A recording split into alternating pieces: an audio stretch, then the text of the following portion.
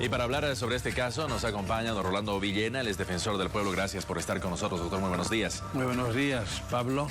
¿Qué le parece lo que observábamos justamente cuando esta persona se constituye en una de las primeras que es detenida por colgar videos en las redes sociales, acusada por el Ministerio de Gobierno y la Fiscalía en este caso? Bueno, este es un tema muy preocupante porque se están vulnerando derechos constitucionales, porque el uso del Internet como de las redes sociales es parte de la libertad de expresión. Recuérdese que la normativa internacional sancionada en junio del 2012, el Consejo de Derechos Humanos del Sistema de Naciones Unidas declara muy terminantemente que el uso del Internet y de todo lo que significan las redes sociales es parte fundamental de la libertad de expresión, de manera que se constituye en un derecho inalienable. ¿Qué quiere decir esto? Que no se puede alienar a ninguna presión, a ninguna situación o normativa de carácter local que podría potencialmente vulnerar un derecho constitucional. En este caso, evidentemente, tenemos un problema que es harto preocupante. Defensor, ¿cuál es el mensaje que quiere enviar el gobierno? El Ministerio de Gobierno fue quien en este caso acusó a esta persona por colgar estos videos en redes sociales. Sería muy bien que el Ministerio Público haga la investigación sobre el tema, porque precisamente es este ministerio el que tiene que conocer en primera instancia, toda vez que ya se ha tomado una medida que más allá de la competencia nuestra está afectando un derecho constitucional. De manera tal que es bueno que estemos al tanto que nuestro país en junio del 2012 ha sido signatario de un documento internacional de altísima importancia.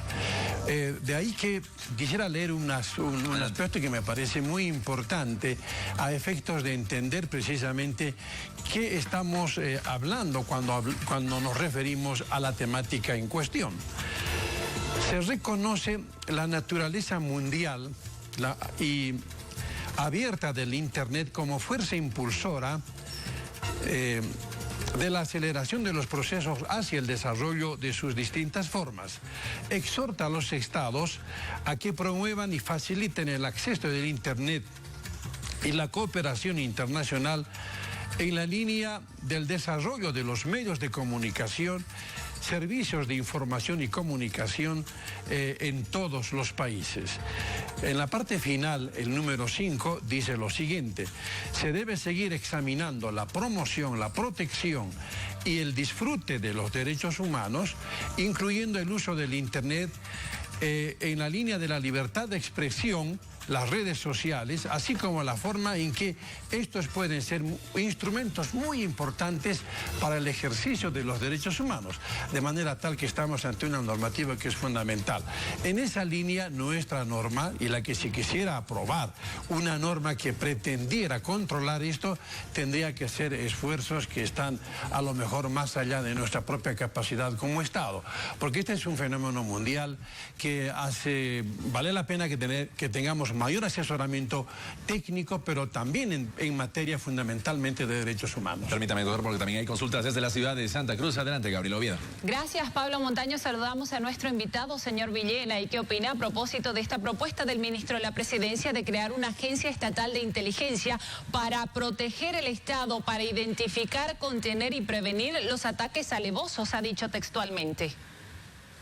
Bueno, eso hay que ponerlo como un punto a tomar en cuenta, pero no quiere decir que eso va a quedar ahí. Nosotros como Defensoría del Pueblo, y siendo además parte de un sistema internacional del que Bolivia también es parte, estamos hablando del Consejo de Derechos Humanos del Sistema de Naciones Unidas, tenemos que tener sumo cuidado en no hacer afirmaciones tan altisonantes que efectivamente en un escenario como el nuestro de alta polarización pueden constituirse en hechos vulneratorios de los derechos humanos. Y a propósito de los ataques, en esa línea que ha vertido el gobierno a través del vicepresidente y el ministro Quintana contra el periodista Carlos Valverde y contra líderes opositores como Tuto Quiroga y Samuel Dorea Medina, ¿cuál es su opinión, defensor? Tendrían que sopesar mucho sobre el tema. Podríamos ingresar a una suerte de casa de brujas muy peligroso, que tendríamos que estar permanentemente en zozobra y con el alma prácticamente en vilo si esto no se reconsidera, no se replantea y no se permite escuchar también a nosotros que como Defensoría del Pueblo estamos en una ineludible responsabilidad de recordar al Estado cuáles son sus responsabilidades en cuanto a al deber de protección también de los ciudadanos. Y en ese sentido, la Defensoría del Pueblo extremará todos sus esfuerzos para que podamos ser tomados en cuenta y ojalá encontremos un punto de equilibrio o una tensión creativa, si vale la expresión, entre la normativa, los criterios de seguridad que tienen que haber y existir para el Estado, porque el Estado tiene también sus propios mecanismos de seguridad, pero también a la par ver la dimensión y la importancia que tienen los derechos humanos en tanto derechos colectivos, porque el uso de las redes sociales es el único medio que ahora se constituye en un escenario importantísimo de interacción. Es allí donde la comunicación verdaderamente fluye, porque los que son parte de determinados grupos en el sentido positivo pueden ayudar muchísimo para generar mayor conciencia crítica, para toma de decisiones y evidentemente también la práctica y el conocimiento de los derechos humanos. Y quienes piden precisamente que se defiendan estos derechos de defensor también es el gobierno. ¿Y cómo se entiende aquello cuando cuestiona también a quien protege estos derechos, que es el defensor del pueblo? ¿Lo han cuestionado a usted también, defensor? Evidentemente, ¿no? Eso es porque nunca se ha tenido claro cuál ha sido ni es el rol de la Defensoría del Pueblo. Nosotros tenemos un mandato constitucional que es muy importante. No estamos en contra del Estado porque también somos parte del Estado. Sin embargo, tenemos una posición muy clara relativa a la imparcialidad y a la autonomía administrativa funcional que nos compete defender los derechos individuales, sean estos en el campo civil, político, como los derechos colectivos. De manera que son dos dimensiones que hay que sopesarlas muchísimo a la hora de tomar cualquier decisión que pretenda a título de asegurar o darle más elementos de protección al Estado. También hay que trabajar concienzudamente para que nuestra sociedad en su conjunto no quede al descubierto y sea objeto de vulneración de derechos civiles y políticos. En un Estado de Derecho, defensor, en este momento, ¿usted siente que ha sido limitado su trabajo como defensor del pueblo en este último tiempo?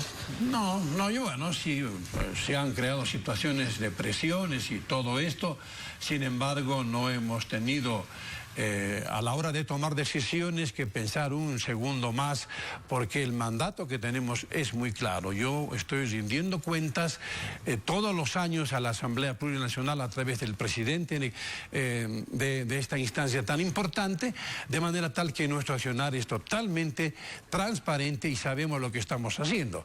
Esto quiere decir que estamos cumpliendo con nuestro trabajo, de manera tal que estamos siempre dispuestos para facilitar toda acción, tanto análisis, pero también en la elaboración de normativas que en el caso que nos ocupa hoy podría llevarnos a mayor polarización de la sociedad.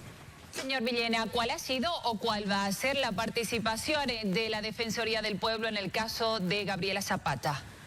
Vamos a tomar conocimiento de esto porque es un tema que nos tomó de sorpresa. Haciendo una valoración del mismo veremos la pertinencia o no de abrir esto como un caso que amerita efectivamente que nosotros como Defensoría del Pueblo pueda conocer y manifestarse sobre el particular. Y sobre los contratos con supuestas irregulares que ha firmado el Estado con la empresa china Camseo, ¿ustedes podrán también investigar por su parte?